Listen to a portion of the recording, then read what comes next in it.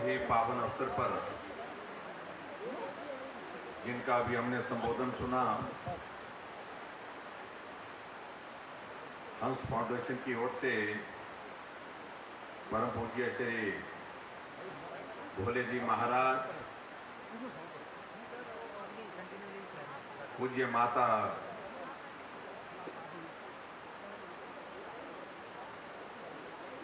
श्री मंगला जी, party के हमारे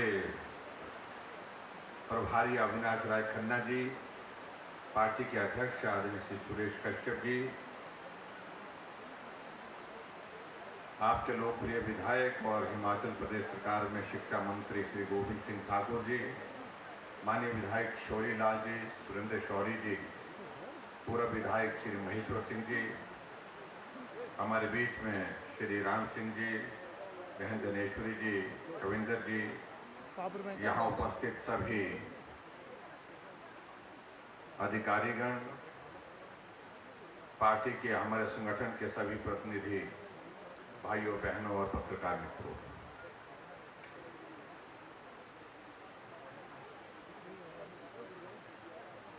मुझे इस बात की बहुत प्रसन्नता है कि आज देवभूमि कुल्लू के लिए ये बहुत बड़ा एक सौभाग्य प्राप्त हुआ है, जहां बारिश भी हो रही है और वहां एक बहुत ही पुण्य कार्य की शुरुआत यहां पर हुई। पतली कुल में हंस फाउंडेशन की ओर से स्वास्थ्य की सुविधा उपलब्ध कराने के लिए, बेहतरीन स्वास्थ्य की सुविधाएं उपलब्ध करवाने के लिए आज जो एक हॉस्पिटल का शिलान्यास किया, उसके लिए मैं आदरणीय श्री भोले जी महाराज और माता मंगला जी का हृदय से आभार व्यक्त करता हूं। बहुत बहुत धन्यवाद।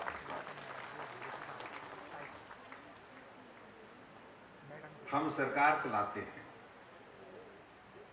लेकिन सरकार चलाते हुए भी हमको अगर 60 बिस्तर का हॉस्पिटल जिसमें सुपर स्पेशलिटी जैसी सारी सुविधाएं उपलब्ध, जिसमें 4 ओटी होंगे, स्पेशलिस्ट डॉक्टर्स होंगे, अगर उसको समेकित करना होता तो एक बहुत लंबी प्रक्रिया होती है। घूम घूम करके वो डिपार्टमेंट से होकर के फाइनेंस में, फाइनेंस से होकर के कैबिनेट में, फिर कैबिनेट में फिर चर्चा करना है कि नहीं करना है, उस पर निर्णय होता है। लेकिन यहाँ सारी प्रक्रिया के बिना ही गोविंद जी बहुत भाग्यशाली हैं कि वो प्रक्रिया पूरी हो गई और आज उसका शिलान्यास भी हो गया। मैं गोविंद जी को बहुत बहुत बधाई देता हूँ और आप सबको भी बहुत बहुत बधाई देता हूँ। सही मायने में मैं कह सकता हूँ ये बहुत ही पवित्र और पुण्य का कार्य है। और जिस प्रकार से हंस फाउंडेशन का एक बहुत बड़ा योगदान उत्तराखंड में, जिसको भूल नहीं सकते लोग, बहुत बड़ी त्रासदी के रूप में वहां पर एक घटना घटित हुई थी, जब बहुत बड़ी बाढ़ आई थी और उस बाढ़ में बहुत बड़ी क्षति हुई थी और उस क्षति में बहुत सारे लोगों का जीवन भी चला गया था। उस वक्त हंस फाउंडेशन का योगदान, मुझे लगता है कि शायद सबसे बड़े योगदान में से वो एक योगदान, लगभग 500 करोड़ रुपए का योगदान वहां पर किया।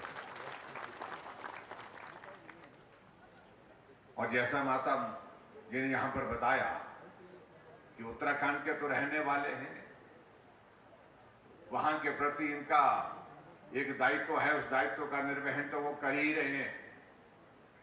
लेकिन अगर उत्तराखंड को अगर देवभूमि कहा जाता है तो हिमाचल प्रदेश को भी देवभूमि कहा जाता है। और देवभूमि जब कह दिया तो ये प्रांत दो नहीं रह जाते, ये एक हो जाते हैं। और इस भाव के साथ आपने हिमाचल प्रदेश में आकर के इस पुण्य कार्य की एक बहुत बेहतरीन शुरुआत की है, उसके लिए हम देवभूमि हिमाचल प्रदेश की ओर से आपका हृदय से आभार व्यक्त करते हैं। हम इस एहसान को चुकता नहीं करते।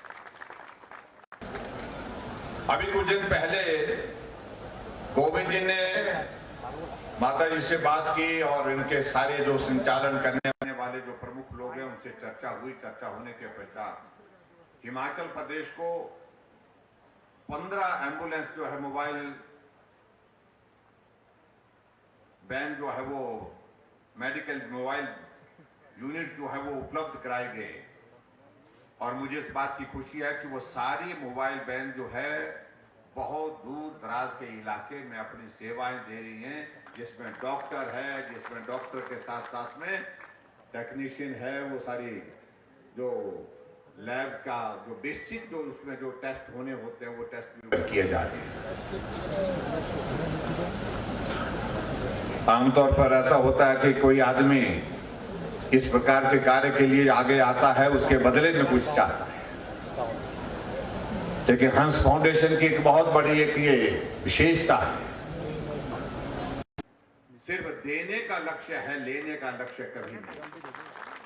ये बड़ी बात है। इस भाव के साथ काम करने की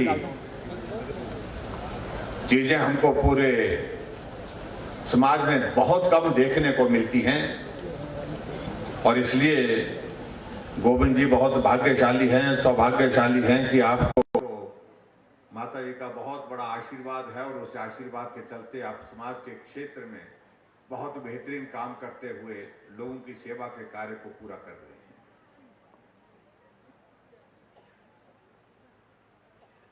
आज के इस कार्यक्रम में आप सबके बीच में हम देर से पहुंचे क्योंकि इससे पहले कार्यक्रम पहले निर्धारित हो गया था, पहले कुछ उसमें चल रहा था, आगे पीछे की तारीख चल रही थी, लेकिन उसके बाद केंद्र से वो तारीख तय हो गई। मुझे उस कार्यक्रम में भी कांगड़ा जाना पड़ा, अन्यथा आज के दिन मैंने निर्धारित कार्यक्रम यही रखा था। मैंने सोचा था कि हम बहुत आराम से आपके साथ बैठेंगे, गपशप भी मारेंगे और इस पुण्य कार्य के भाग जो है वो भागीदार भी बनेंगे और माता मंगला जी का यहाँ पर आशीर्वाद भी मिलेगा। इसलिए हमने सोचा था कि आज का दिन और काम नहीं, लेकिन अब दौर ऐसा आ गया है कि बहुत सारे काम भागते भागते करने पड़ रहे हैं, क्योंकि बहुत जगह से आगरे आते हैं और वहां पहुंचना भी बहुत जरूरी होता है। आज मैं इस बात के लिए भी गोविंद जी को बधाई देना चाहूंगा कि यहाँ पर अभी एक रस्म यहाँ पर और होनी है शिलान्यास की, और वो शिलान्यास की जो रस्म होनी है जिसमें 6 शिलान्यास यहाँ पर होने हैं, लगभग 15 करोड़ 20 लाख रुपए की लागत से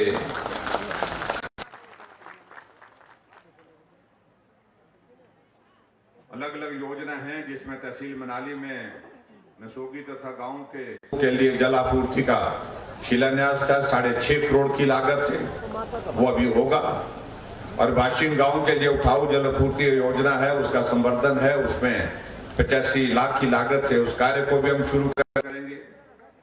और डोभी और शिम गांव में बहाव सिंचाई योजना का जो है उसका सुधार करने की दृष्टि से 75 लाख की लागत है, उसकी भी शुरुआत करेंगे। पतलीकुल में अंतर्राज्यीय बस स्टैंड जो हमारा ISBT टर्मिनल जो है उसका शिलान्यास 3 करोड़ 13 लाख की लागत से आज यहाँ पर संपन्न होने जा रहा है। उसके लिए भी आप सबको बहुत बहुत बधाई। राजकीय वरिष्ठ माध्यमिक पाठशाला नगर का जो हमारा साइंस ब्लॉक जो है उसका भी शिलान्यास 1.5 करोड़ की लागत से आज यहाँ पर होने वाला, उसके लिए भी आप सबको बधाई। और कटराई में लोक निर्माण विभाग मनाली मंडल के 10 आवासीय क्वार्टर जो है वो जो 2.5 करोड़ की लागत से बनकर के तैयार होंगे, वो उसका भी आज शिलान्यास है, उसके लिए भी मैं आपको बहुत बहुत बधाई देता हूँ। अभी इस कार्यक्रम के बाद हमको शिमला भी पहुंचना है, तो इसलिए बहुत लंबी बात नहीं कहूंगा। मैं आप सबका हृदय से आभार व्यक्त करता हूँ। आप सबका सहयोग और समर्थन सदैव मुझे प्राप्त हुआ और हिमाचल प्रदेश में आप सब के सहयोग से हमारी सरकार का 4.5 वर्ष का कार्यकाल पूरा होने जा रहा है। आज 1 महीना कम है। 27 दिसंबर 2017 को हमारी सरकार बनी थी। आज 4 साल 5 महीने का पूरा कार्यकाल हुआ है और आने वाले समय में मुझे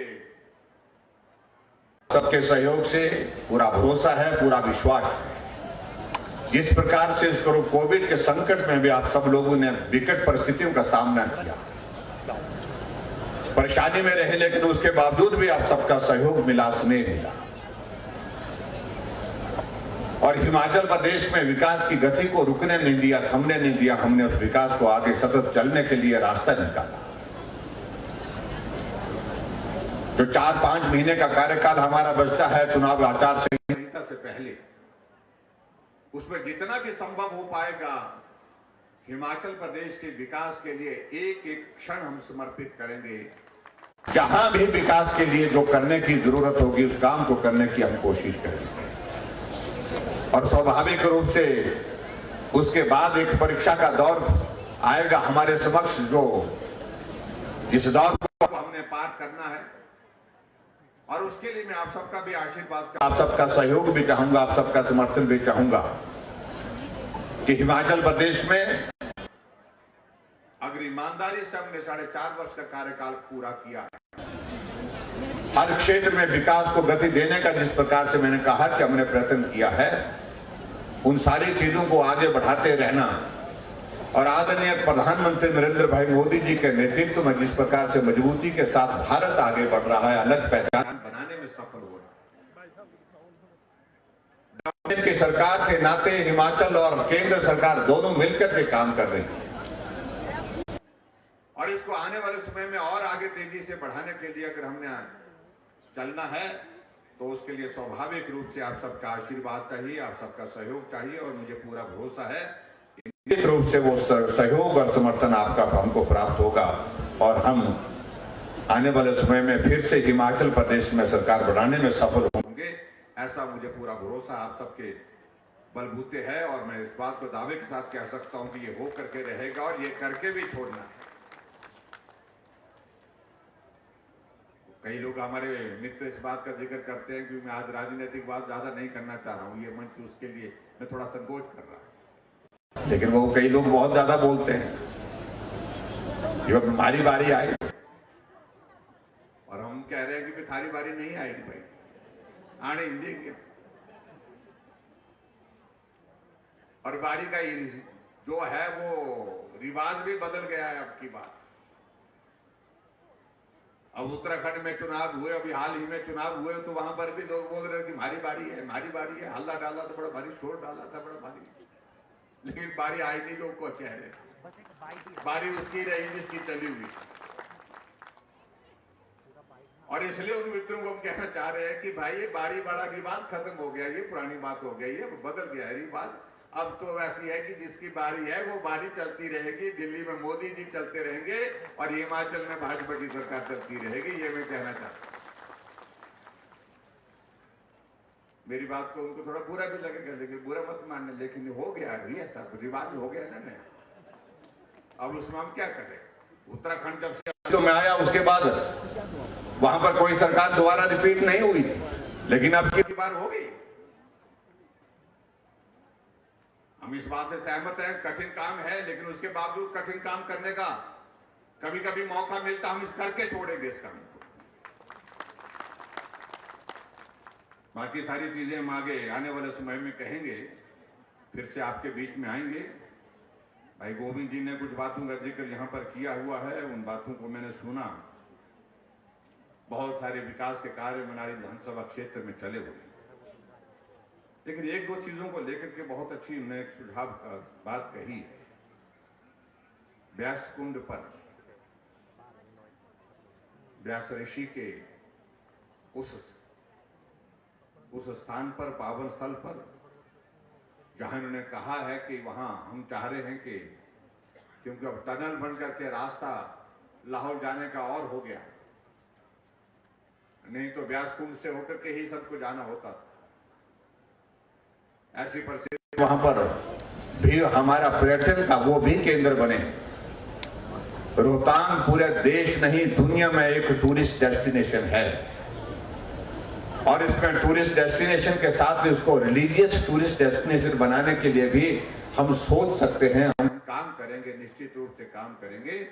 और इन्होंने जो कहा कि व्यास कुंड पर जो है महर्षि व्यास जी की भव्य मूर्ति वहां पर बनाने का जो प्रस्ताव रखा है, जिसका माता मंगला जी से निवेदन किया और उन्होंने स्वीकार ही कर लिया। उन्होंने बहुत सत्य कह रहा हूं कि बहुत हृदय खुला हृदय से इन्हें स्वीकार किया। ये एक बहुत बड़ी ऐसा एक कंट्रीब्यूशन होगा, ऐसा एक योगदान होगा जिसको देश नहीं दुनिया जो है उसको देखेगी और दुनिया उसको स्मरण करेगी। ये बहुत ही बेहतरीन बात कही है। दूसरी बात वो हडिम्बा माता का मंदिर है। मां हडिम्बा का आशीर्वाद हम सब लोगों पर बना रहे। बहुत सारे टूरिस्ट वहां पर आते हैं, लेकिन हम हडिम्बा मंदिर के यहाँ पर पर्यटन की दृष्टि धार्मिक पर्यटन की दृष्टि से भी बहुत कुछ नहीं कर पाए और बहुत ज्यादा करने की गुंजाइश भी नहीं है। लेकिन एक चीज के लिए जो सुझाव आया कि लाइट एंड साउंड वहां पर सिस्टम जो अगर लगा करके उसको जो है वो इतिहास को वहां पर इस प्रकार से लोगों को दिखाया जाए। कोई आदमी अगर मनाली में आकर के यहाँ पर पहुंचे और मां हडिम्बा के वहां पर सिर्फ दर्शन करने तक सीमित ना हो, वो वहां जाए तो वो समझे कि इस स्थान का महत्व क्या है, इस मंदिर का महत्व क्या है, ऐतिहासिक महत्व क्या है, धार्मिक महत्व क्या है।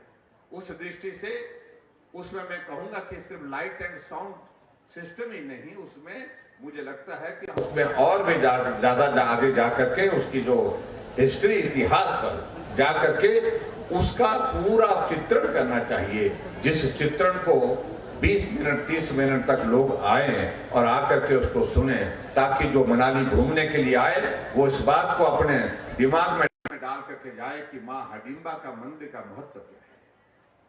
मुझे लगता है कि बहुत बड़ा एक पूजने का कार्य होगा वहां पर भी।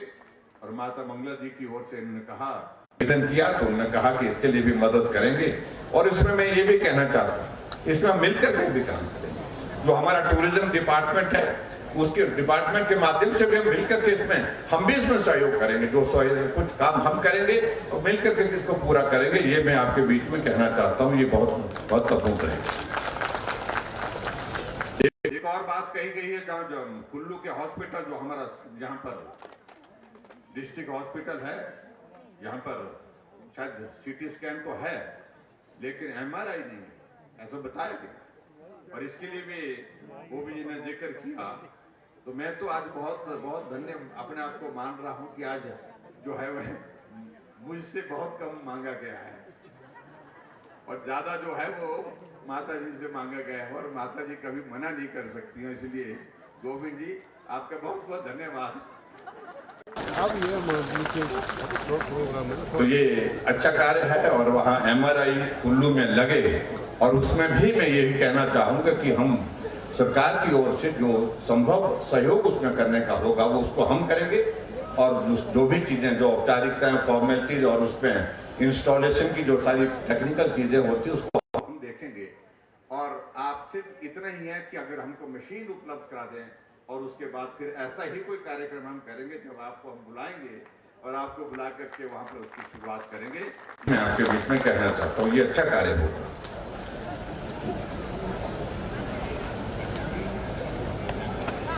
एक जो मेडिकल मोबाइल बैंक के लिए जो बात कही गई है उसके लिए इन्होंने कुछ और मांग की है। कुल्लू में हर ब्लॉक के लिए बात कही है, तो उस बात को वो भी अच्छा रहेगा, बहुत बड़ा एक योगदान रहेगा।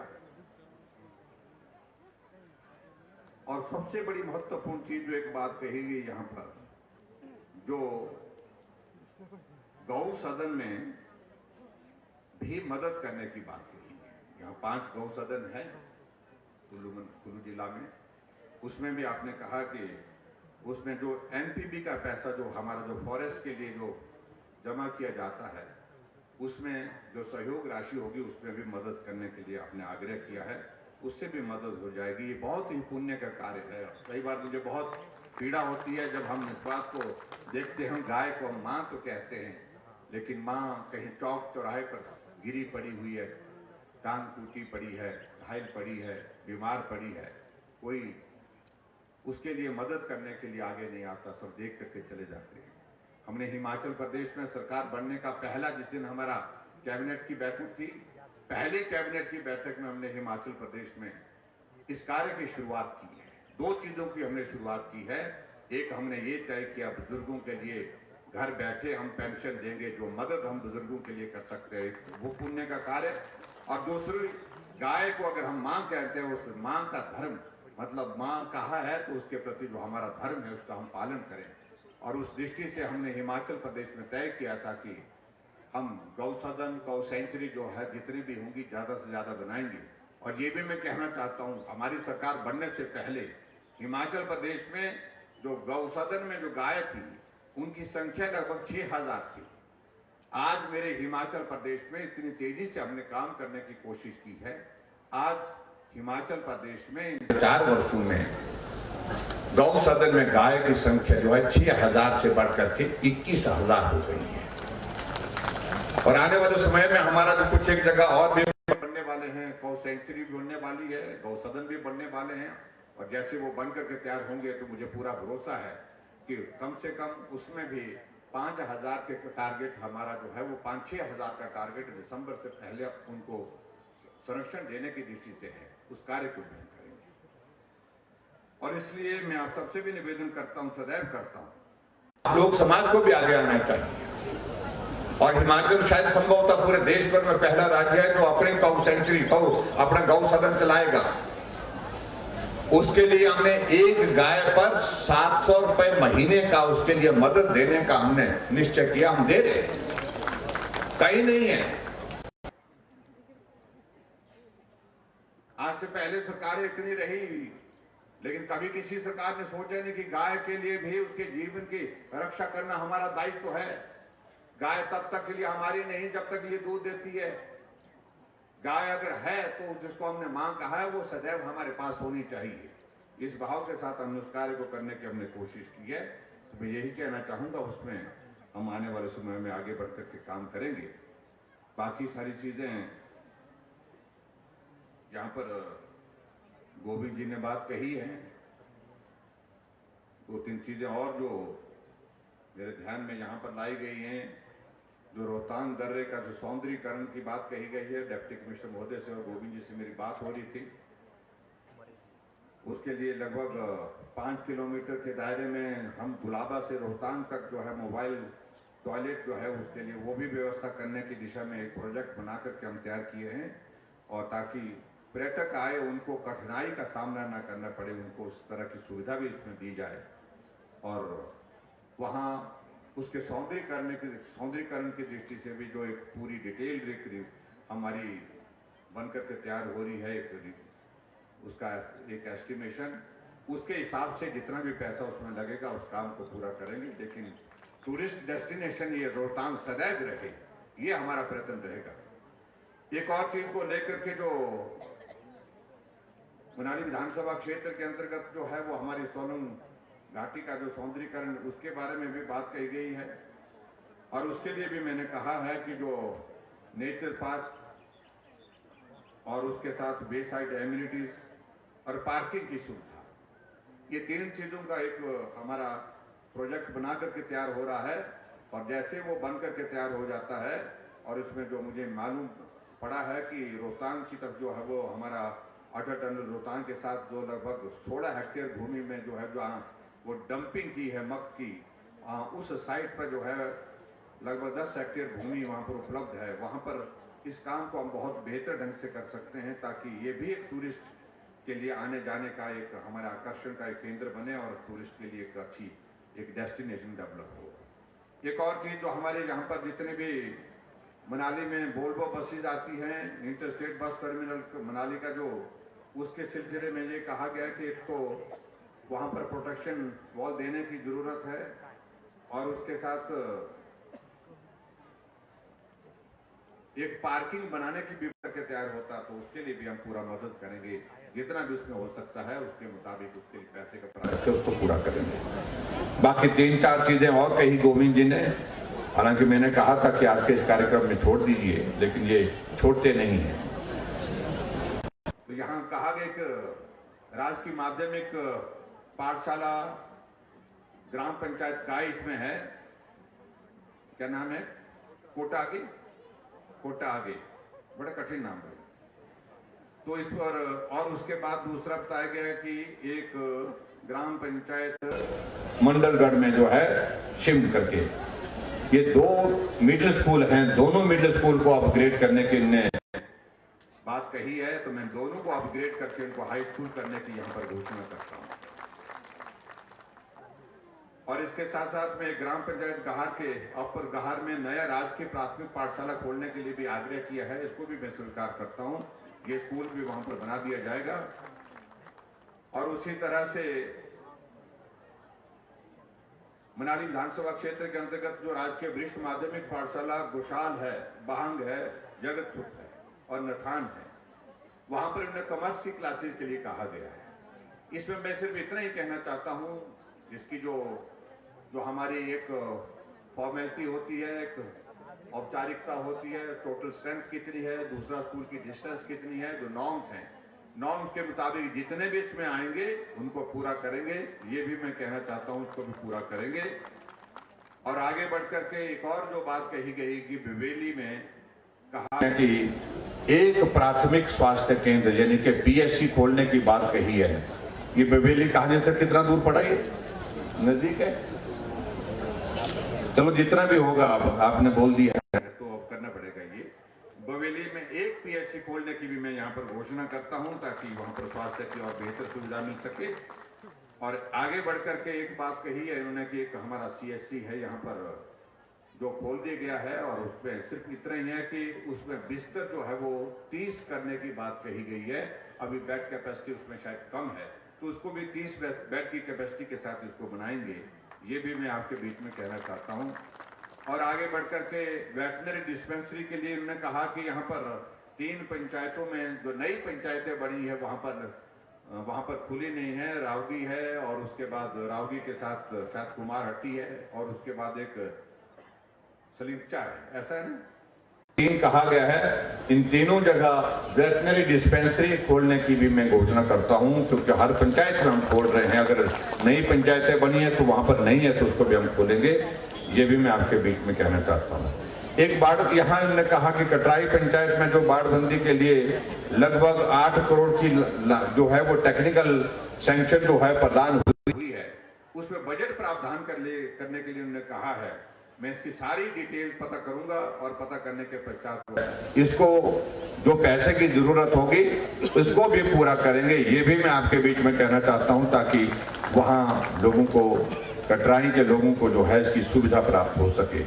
और उसी प्रकार से पतलेकुल में एक मार्केटिंग यार्ड और भवन निर्माण के लिए भी जो बात कही है, इसके लिए अगर जमीन उपलब्ध है और जमीन उपलब्ध है तो उसके साथ साथ में मेरा यही है कि आप सबसे कहना कि उसके एस्टिमेशन का प्रावधान भी कर लें, और जो औपचारिकताएं हैं, उसकी टेक्निकल फॉर्मेलिटीज हैं, उनको पूरा करें, और इसको भी, इस मार्केटिंग यार्ड को भी यहाँ पर बना करके देंगे। ये भी मैं स्वीकार करता हूँ, इतना मैं कहना चाहता हूँ। और देखिए, हम पहाड़ी लोग दिल के बड़े साफ होते हैं। पहले तो ऐसा लग रहा था कि आज शिमला जाने में कठिनाई आएगी, अब मुझे लग रहा है कि शिमला जाने में अब कठिनाई नहीं होगी। मौसम हमारा इंतजार कर रहा था, और आपकी भी परीक्षा ले रहा था कि कौन कौन लोग इस मौसम में, खराब मौसम में बैठे रहें। हाँ जी, एक और इन्होंने कही है, उसकी पॉसिबिलिटी एक्सप्लोर करेंगे हम। संस्कृत हमने हिमाचल प्रदेश में दूसरी राजभाषा रखी है, उत्तराखंड में भी रखी है, लेकिन उसमें काम करना अभी तक बाकी, अभी आगे तक है उसमें। और संस्कृत हमारी अपनी भाषा है, जैसे हिंदी है, और हिंदी का जो है उसका भी ओरिजिन जो है, जिसको हम कह सकते हैं मूल जो है वो संस्कृत है। और संस्कृत का बढ़ावा देना ये हम सबकी प्राथमिकता भी है, हम कर भी रहे हैं। और आने वाले समय में जहां इन्होंने कहा है कि कॉलेज के लिए, इसके लिए भी पूरी औपचारिकताएं, फॉर्मेलिटीज का सारा जो दौर हम पूरा करेंगे। कहाँ बनाया जा सकता है, क्या औपचारिकता इसकी हो सकती है, जमीन की उपलब्धता, और उसके साथ सारी चीजों को, और उस दिशा में आगे। और जैसे ये फॉर्मेलिटी वाला पार्ट गोविंद जी पूरा करते हैं, तो संस्कृत विद्यालय देने के लिए भी हम इस बात पर निश्चित रूप से विचार करेंगे। ये भी मैं आपके बीच में कहना चाहता हूँ। आप सब आज के इस कार्यक्रम में यहाँ उपस्थित हुए, बारिश के बावजूद भी यहाँ बैठे, हमारे देश से आने के बावजूद भी आप लोग बैठे रहे। आप सचमुच में एक बार एक ताली अपने लिए बजाओ। आप सबका बहुत धन्यवाद। और खास तौर से मैं हृदय से आभार व्यक्त करता हूँ माता मंगला जी का, और भोले जी का, जो विशेष तौर से आज के इस कार्यक्रम में हमको यहाँ मदद करने के लिए आए, अपना आशीर्वाद देने के लिए आए, और आपका बहुत बहुत धन्यवाद। नमस्कार, जय हिंद, जय हिंद।